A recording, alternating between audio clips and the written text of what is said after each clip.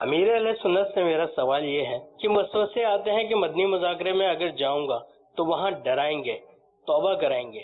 اب جس کا ذہن ہی یہ بن گیا ہو کہ گناہ چھوڑنے ہی نہیں ہے، مجھے اندازہ ہے کہ مجھے بدلنا ہی نہیں ہے یا مجھے سدھرنا ہی نہیں ہے، تو اس کے بارے میں آپ کیا فرماتے ہیں؟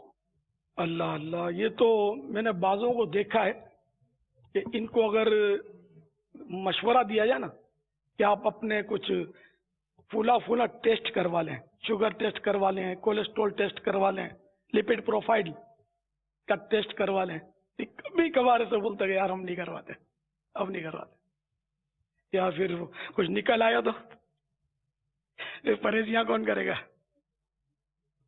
اب میں سائل سے پوچھتا ہوں کہ کوئی ٹیسٹ نہ کروائے اس خوف سے کہ کچھ نکل آئے گا تو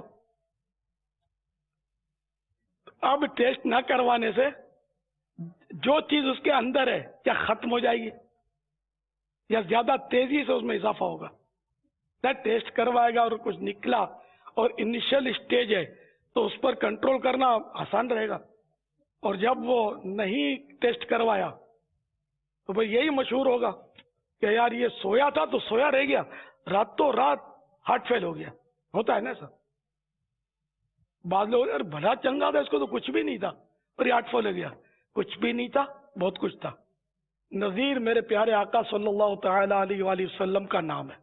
نذیر کے معنی ہے ڈرانے والا۔ تو جس رسول نذیر صلی اللہ تعالی علیہ وآلہ وسلم کا ہم نے کلمہ پڑھا ہے وہ تو ڈرانے والے ہیں۔ کیا خیال ہے اب؟ شیطان نے کتنا بڑا مطلب داؤ چلا ہے کہ یار یہ ڈراتے ہیں، تو یار یہ ڈراتے ہیں تو جس کا کلمہ پڑھا اس کی سنت ہی تو ادا کر رہے ہیں، کوئی نیا کام تو نہیں کر رہے، اپنی طرف سے تو کچھ نہیں ہے الگ سے کر رہے۔ اگر ڈراتے ہیں تو اللہ کرے کہ ہم ڈرنے والے بن جائیں، ہمارا ڈر اڑ گیا۔